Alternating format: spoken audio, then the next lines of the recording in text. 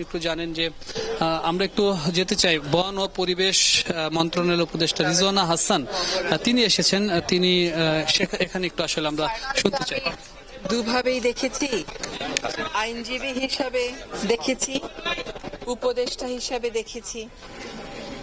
আমার অনেক স্মৃতি স্যারের সাথে। আমরা যখন পরিবেশের মামলা করতাম, অনেক ন্যস্ত স্বার্থ গোষ্ঠীর বিরুদ্ধে দাঁড়াতাম, বড় বড় ভূমিদস্যুর বিরুদ্ধে দাঁড়াতাম, জ্বালানি কোম্পানির বিরুদ্ধে দাঁড়াতাম।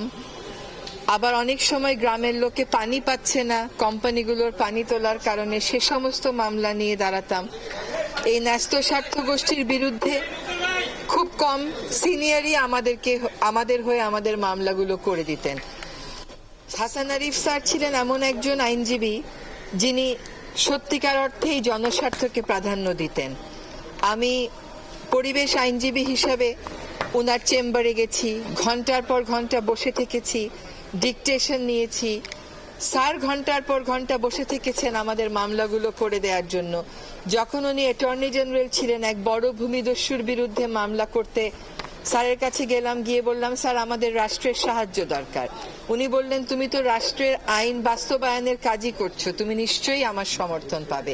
এবং আমি তার সমর্থন পেয়েছিলাম। আমি আসলে একজন আইনজীবী হিসাবে উনার চলে যাওয়াটা একটা বড় শূন্যতা হিসাবে দেখছি। এই রকম অভিভাবক সুলভ আইনজীবী, এত প্রাজ্ঞ আইনজীবী, এমন ভদ্র সজ্জন অমায়িক আইনজীবী আমরা সত্যিকার অর্থেই ওনার রিপ্লেসমেন্ট হবে বলে আইনজীবীরা মনে করি না।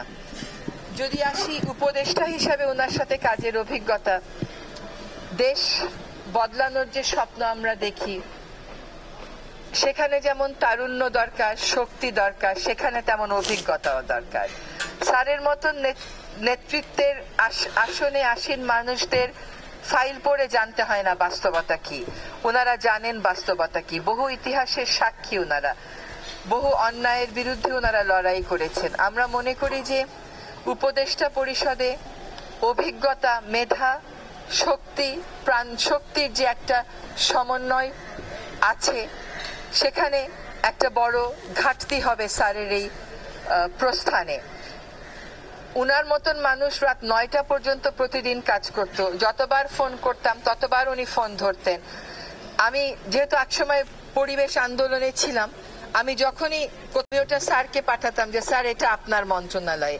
শেষের দিকে এমন হলো যে স্যার আমাকে পাঠানো শুরু করলো, দেখো এখানে বালু উত্তোলন হচ্ছে, চলো আমরা একসাথে কিছু করার চেষ্টা করি।